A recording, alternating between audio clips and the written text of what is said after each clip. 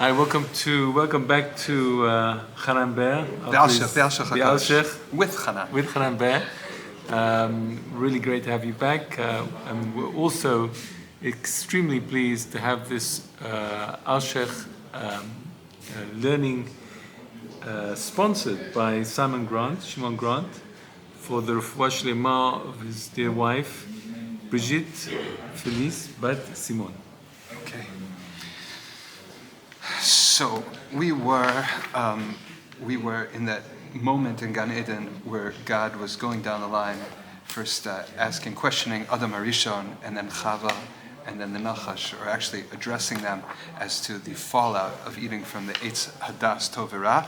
And we just discussed how Kadosh Baruch Hu asked Chava why she felt compelled to feed Adam. That was her main crime. Not so much as eating it, but as why did she have to feed it to him? And she said, well, he can't blame me because I had a Yetzer Hara, I had the Nachash incarnate shepherding me, and Adam didn't have that, so he should not blame me. And then she passed the buck over to the Nachash. HaNachash Hishi'ani, right? He deceived her. So now we turn our attention to, or Hashem turns his attention to the Nachash. Right. So I'd like to read the psukim inside if I could, if you could pass me. Yeah. Okay, we're going to do Perek Yud Gimel, Posuk Yud Dalet, and Tesvav. When you're in Bereshit, you always open up too far if you're not careful. Okay. So, Yud Dalet and Tesvav. Vayomer Adonai Elohim el HaNachash. And Havai Elokim said to the Nachash, Ki asisa zos, because you have done this. Orur ata mikol habehema, cursed you are from all the animals, all the domestic animals, the domesticated animals, mikol chayas hasadeh, and from all the wild animals of the field. Al gichon chatelech, on your belly you will crawl. Va'afar tochal kol yemei chayecha, and dirt or dust you will eat all the days of your life. Ve'eva ashis beincha uvein ha'isha, and I will place hatred between you and the woman. Uvein zaracha uvein zara, and between your seed and hers. Hu yishuv charosh, he, meaning woman's seed, will smash your head. Ve'ata teshufenu akev, and you will bite his heel. So that's defining the relationship between man and the snake from here on end. And somehow it's addressed between Chava, the woman, and the snake, and her progeny and his progeny. Adam is not really involved here. That's very, very fascinating. Okay, so let's see what all this stuff is, because he's cursed more than all the animals. What does that mean? You could just say he's cursed. And aside from the curse, which it's not clear, are we detailing the curse with the further details that he's going to crawl on his belly and he's going to eat dirt, or is that these are all three separate issues? Let's see how the Alshech HaKadosh makes sense of this. Okay, so on page Mem Ches 48, the last paragraph on the page. Vayomer el HaNachash. Okay. Horahu yitbarach ki yoter chas HaKadosh Baruch Hu al kavod yitzurav me'al kavod atzmo. God is demonstrating here, blessed be He, that He is more concerned for the honor, the dignity of His creatures than His own dignity. Meaning, when it comes to if there is a clash between interests of His honor and the honor of His creatures, God will out of deference to concern for the dignity of His creatures, He will yield from His dignity. V'hu, and how do we see that here? Ki hine hanachash diber neged Hashem. If you stop for a moment to think, the Nachash spoke badly about God. V'sibe misa la'adam u'ishto, and he caused the death of. He was the reason why ultimately Adam and Chava became mortal. And that's a great affront to God's project. And personally, it's talking badly about God. Amar hu yitbarach. So what did Hashem say in response to this?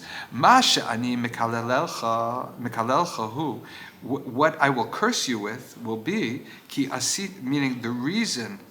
Ma she'ani mekalelcha. The reason why I am cursing you, who it is, ki asita zos, that you have done this. What is the pasuk? The pasuk says, because you have done this, ... So what's the this that God is referring to specifically? She'amra Chava hanachash hishiani. Chava reported that the snake deceived her. Ki alzot ani choshesh. I am concerned about the fact that you deceived her. Shehechtesa osa, that you caused her to sin. Ve'amra arur ata, and then when the verse says, right, you are to be cursed. Ki ra'atcha rabba mikulam. Your curse, your portion of bad, is worse than everybody's because you did the worst. Why? Because he caused everybody, basically, he caused Chava to sin, and she caused Adam to sin, and they brought death in the world, and everything is because of the snake. So, ki al gechon chatelech, when the verse says that you will crawl on your belly, hine halashon hara horeg ha'omra ba'amakba. Okay, so 1 second. So far we've noted two things. We said that he spoke poorly about God. He said basically that God is trying to deceive them. However you want to learn, right? So basically he spoke about badly about God on the pshat level, and he also corrupted God's creation of Adam and Chava. So now it says... It's interesting because I always thought that was his role. His role was to tempt her. To tempt, not to corrupt. But You're saying maybe like as long as they didn't listen, it would have been all right. Well, I mean, the consequences of him tempting her is not the snake's fault. Okay, one second. The snake's fault was to tempt her, right? Okay, so 1 second. Before we make your distinction, let's go back here. Did the snake intend to do good? The snake intended to do what he was created to do, which was to tempt her. But then come on, like that, if you want to go a full deterministic, then we could say, and Adam did what he was made to do, which is to be vulnerable to temptation. Did the Nachash intend to do good or bad? Bad. He intended to go against God. Right. Was he supposed to do that? Yes, he was. I'm That's sorry. what he was One created second. for. No. Okay. Surely. Okay. I'll go back even further. He was created to give an alternative to good. But he didn't have to deceive them. He didn't have to trick them. That's totally... Yeah, okay, so basically, I'll just cut to the chase. There's a thought from the Baal Shem Tov. This is totally off the page. The Baal Shem Tov says, there's a chazal in the Gemara in Sukkah that says that ultimately God will slaughter the Yetzer Hara. So Shlomo Godsi has a big question. How can you... He was made for a purpose, he serves a purpose, he's doing a holy function, right. And now you're going to punish him at the end? Right. So the Baal Shem Tov has an interesting... I'm not going to tell you the whole story how he gets into it, but he has an interesting point. He said that the Yetzer Hara's role is to tempt you, so that when you don't choose that which you... What's the word? When you restrain yourself and you don't give in, and you choose good, that you should get schar. Yeah. Okay. Now, in order for that formula to work, the Yetzer Hara does not have to trick you or tell you that good is bad and bad is good. All he has to do is give you... You have to be tempted towards something that you know you have to deny yourself. The problem with the Nachash is that you don't even have a fair chance. He actually convinced you. It's not like you're assessing good and bad and you have to choose good. The Nachash lied to you and told you that which is bad is good. And he told you that which is good is bad. He is going above and beyond. He's playing for keeps. He actually wants to mess you up. That is totally over the line. You can ask. So then Shlomo Godsi should ask the question, how can that even happen? How can it be that HaKadosh Baruch Hu put the element of Ra in the world in order to be Misharish Tov, or Mishamish Tov, and yet we pretend like he's a rogue element who's not even listening to God, and therefore God has to actually punish him. But the Baal Shem Tov says basically, nobody told the Yetzer Hara to lie to you, to make you completely crazy.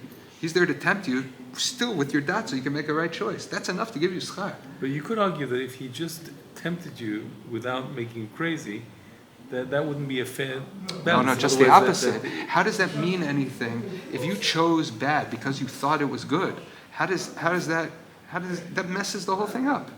No, but unless he dresses the bad in good, you won't go for it. No, that's not true. We are compelled all the time to do things that we know are bad. The problem is not, we go through life. It's not enough to know that something is good or bad. It's despite knowing the knowledge in our head, we have our heart. And the point is to align your heart with your head and do what's right. There are many, many times we delude ourselves, we give into the Yetzer Hara and lie to ourselves because we can't bear it. There's cognitive dissonance. But the truth is, there is no need for the Yetzer Hara to lie to you. And just the opposite, if it's lied to you, it just messes things up because then you don't see clear. It's not your fault, so you can't be judged on your actions. So that level of corruption is totally unnecessary. But if you look through history, the Yetzer Hara is constantly lying to us. Right. This is a terrible thing. God never asked for that. This is totally, in fact, you can say that we're all innocent because we're never given a fair chance. So that's all actually a result of eating from the Eitz Hadas. But before that, they had a chance to restrain it from the outside. If you were advocating for the snake, what could he have said that was in the bounds of his remit that wouldn't have gone into a lie? Okay, meaning what's an alternative? An alternative would be if the snake said, hey, I know that God told you not to eat from the tree, but man, doesn't it look tasty? And she'd be like, stop. And he'd be like, again, doesn't it look tasty? And his job is basically to dress up and say, isn't it tasty? And let's say she would succumb, right? So then God would come and say, why'd you do it? And she'd be like, he worked on me, but I knew it was wrong, but he worked on me, Okay. And God would never go back to the snake because the snake never did anything wrong. He never said, hey, God's tricking you, or maybe there's something in it for you, or maybe God's trying to mess you up, or it's really good.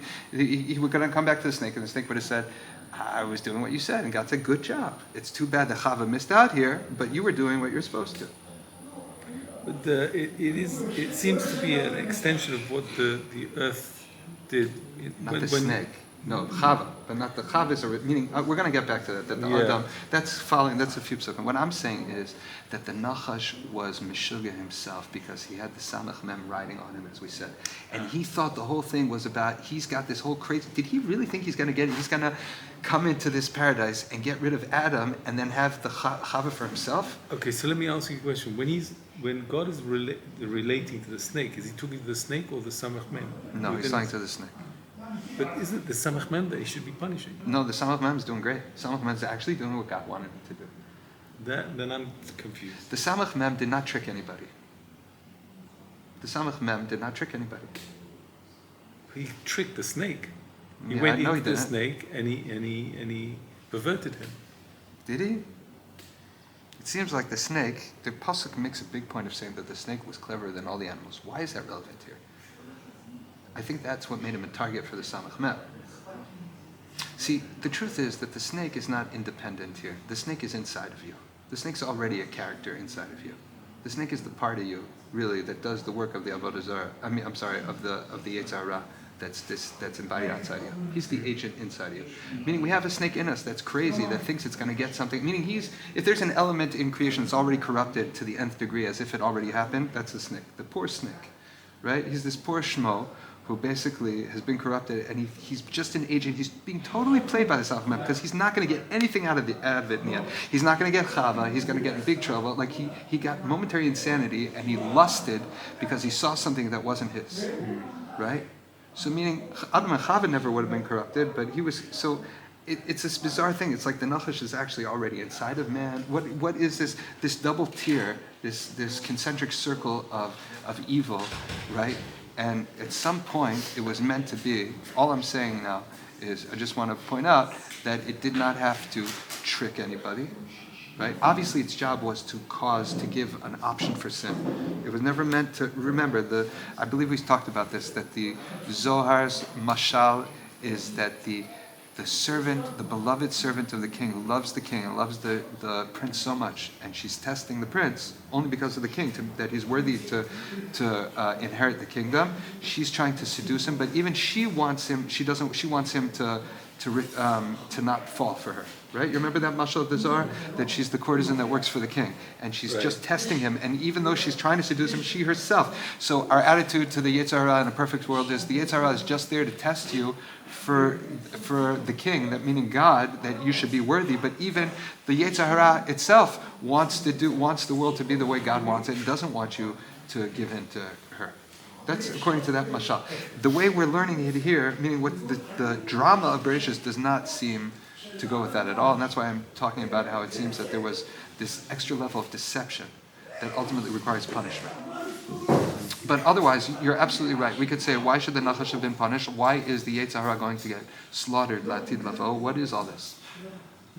I don't know anyway if he addresses any of that, but he's going to say that there are three things here that we have to take note. Going back in. Okay. Ki asita zot. What did you do? She'amra Chava hanachash hishiani. It's a direct response to, he doesn't question anything that anybody says. Adam reported things, God accepts it as fact, and he goes to Chava.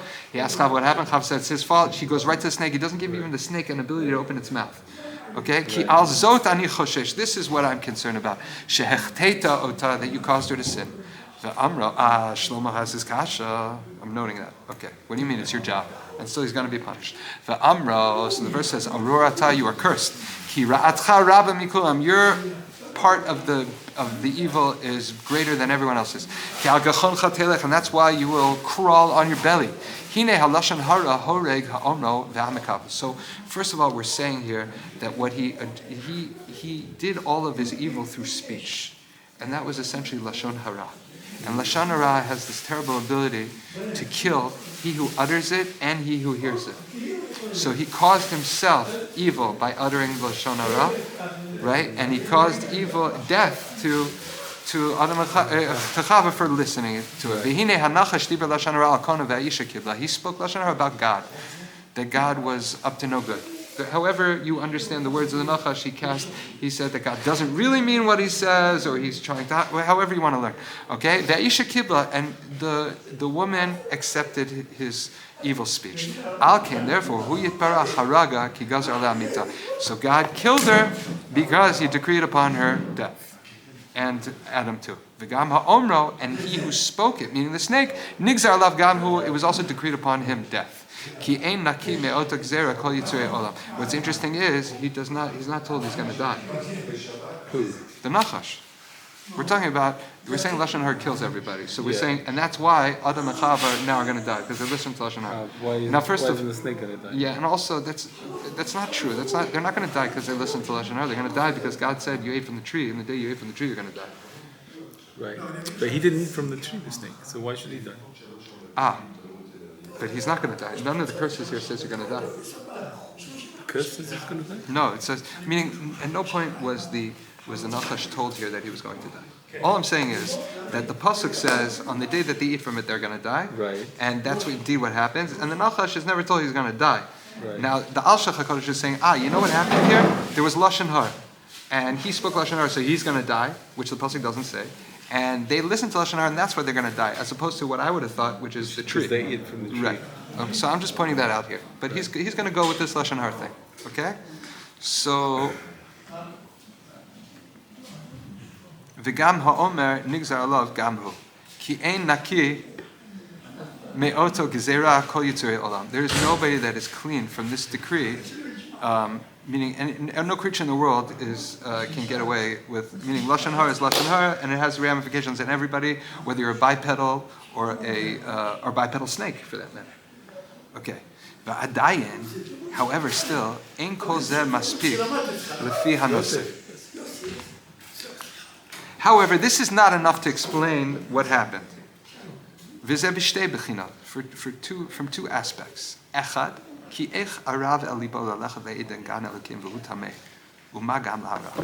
he asks the question that we all want to know, which is basically, it leads to your question.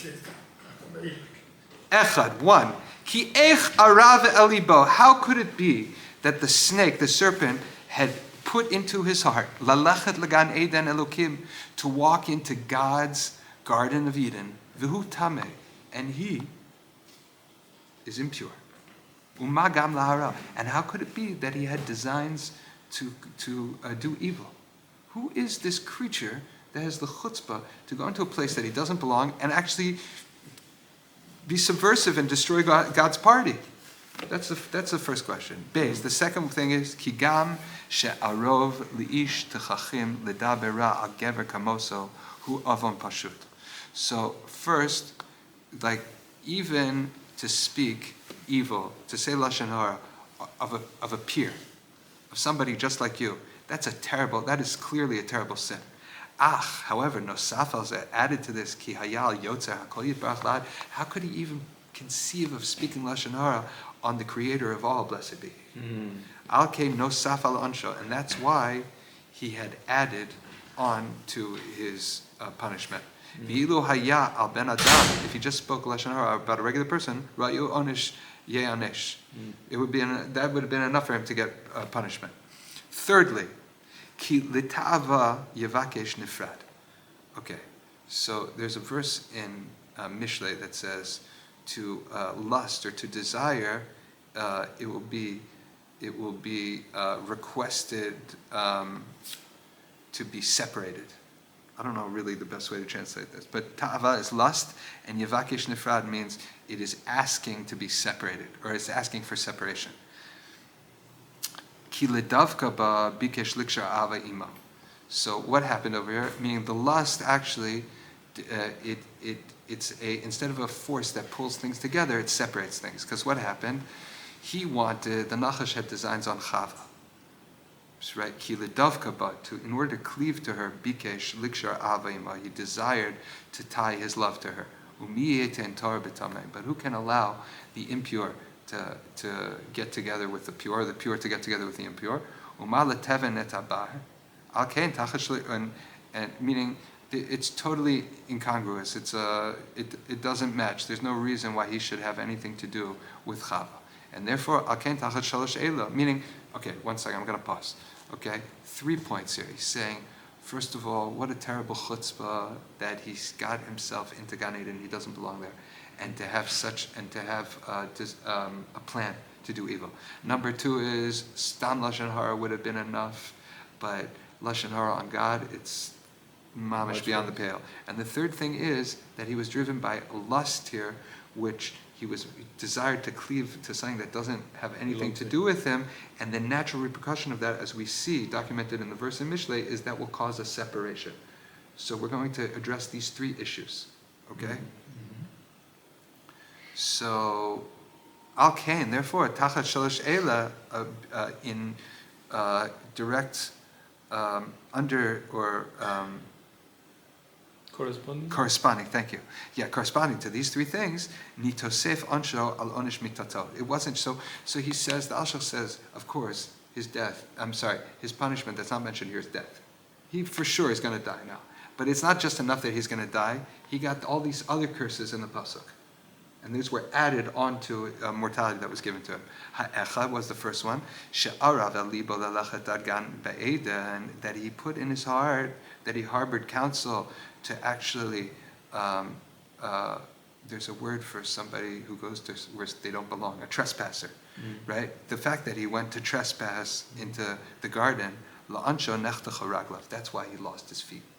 Because he was wandering into places that he didn't belong, and that's why his feet were taken from him. Hang on, wasn't the garden filled with animals? Where are all the animals? I think that maybe in Christian books for children, they have depictions of Gan Eden like that, but I don't recall there being any mention of any animals in our book. They were talked about the trees, but it didn't say anything about the animals. So where there were animals were all outside in the earth. Why would there, if Gan Eden is an embodiment of a spiritual reality that is manifesting from the supernal Torah and the lights of the mitzvahs, I mean, it's, barring a depiction by Disney, I don't think there would be any animals in there. So really the question is, what's a Nachash doing there at all? I see. Yeah. Now, that should have been surprising to the Chava. But one second. I just remembered, it does say something. It does say something now that I think about it. Yeah. It says that the snake was more clever than, who's he more clever than? Than any animal. What animal? Animals of what? Basadeh. That's what it says? It says in the Sadeh? I don't know. Let's see. Okay, there you go. So you see that also, if you look previously, it says, Min ha'adama kol chayat hasadeh. So there were no animals in the Gan. So the Sadeh is where? The fields outside, wherever animals are. But the Gan was a special spiritual place. Remember, even Adam had to have a special refined, prepared suit for himself. There are no animals. The real question is, how did the Nachash get into Gan Eden without a spacesuit? And also, why isn't Chava questioning what he's doing there? Well, it seems that the people are very, very naive. Chava is very naive in this story. I don't have any questions on, if a snake popped up and it talked, she'd be like, oh, well, hello there. You know, I mean, that's what the story seems like. But yeah, I mean, Adam would have been, if he was around, I mean, none of that would have happened, like we said. But yeah, so you know, we always imagine, until you pointed that out, maybe there was all these wonderful animals, but the truth is that there was nothing, and that makes a lot of sense. So he came from the Sadeh, and he wandered into this domain that he doesn't belong. So the first thing is, his feet are taken from him. Okay? Beautiful. Okay, he wanders where he doesn't belong, he loses his mobility. Okay. Ve'alashenit, and on the second issue, which is what? The Lashon Hara on God, Nitan Afra Lepume. The dirt was placed in his mouth. Ki arav el libo ledaber b'piv al Elohei ha'olamot kulam. Because he had it in his heart to speak evil with his mouth against the God of all the worlds. V'zeo va'afra tocha. You'll eat dust. Meaning, you use your mouth for things that doesn't belong, shove it. When a person opens his mouth for things that don't belong, we say, fill it with dirt. Okay?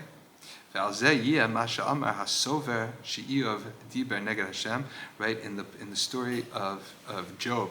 So those that were concerned that Job actually spoke against God when he was suffering too much. So the phrase that we used over there is Afra lepume d'Iyov, dirt to the mouth of Iyov, meaning any mouth that opens up, that utters anything against the Kvod Shamayim, we say, fill it up with dirt. Ka'onesh hanachash. So there you go. So that's according to the Lashon Hara. All right? Ve'ala shlishit, and on the third, Amar, the verse says, I'm going to place a hatred between you and the woman, and between your seed and their seed. There's going to be a lasting feud to the end of time. Ve'eva ashit, I'll place hate. Tachat ava asher bikesh. You were looking for love in all the wrong places. You're just going to get hatred and feud for the rest of your existence. You aren't, and that's why it's specifically the Isha. Right? He's chasing after the woman for love, and she's like, okay, I guess my kids will hate you forever.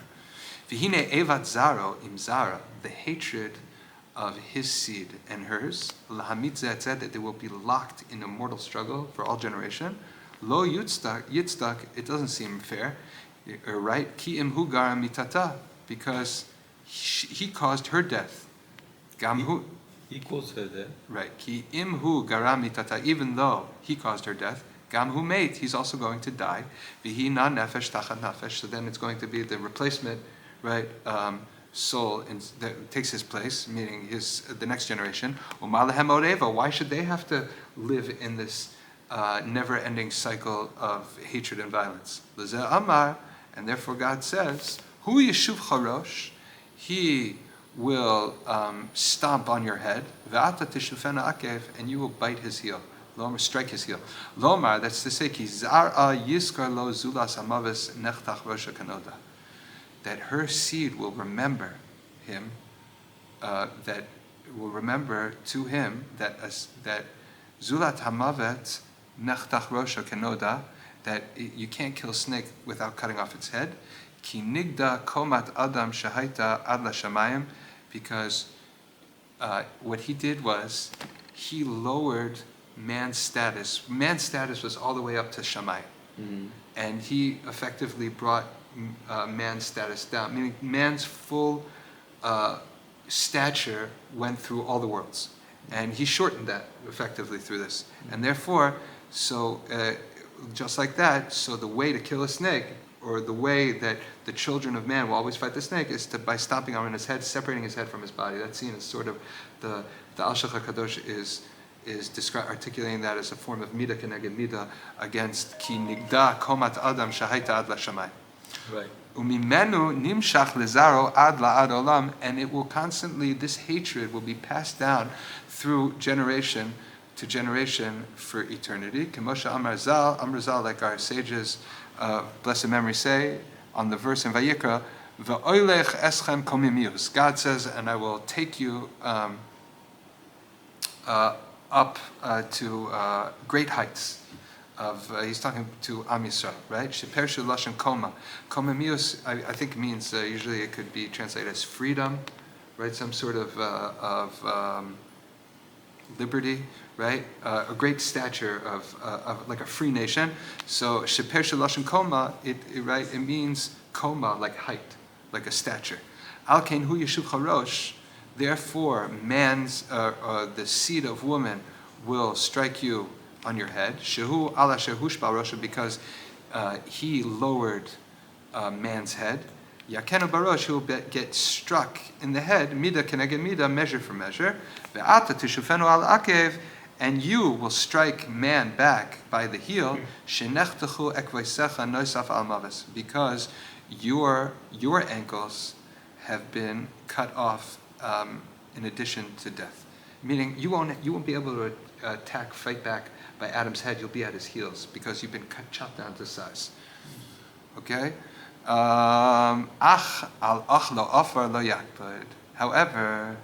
However, the snake doesn't care so much about the fact that he gets to eat dirt. Why? Kiba b'chinat bracha. It was actually a blessing to him. Because the thing about dirt is you never go hungry, because there's plenty of it everywhere. We could just finish the piece, but I just wanted to note here, if you think about the symbolism of, if the Nachash is somehow the Yetzer Hara, or he is the aspect of us that's constantly lusting and constantly pulling us to things that are forbidden, right? So the fact that our Yetzer Hara, or the Nachash inside of us, eats dust means that no matter how hungry it is, it's never satisfied. Everything tastes like dust to it. And that's really the experience of those who pursue the desires of the Yetzer Hara.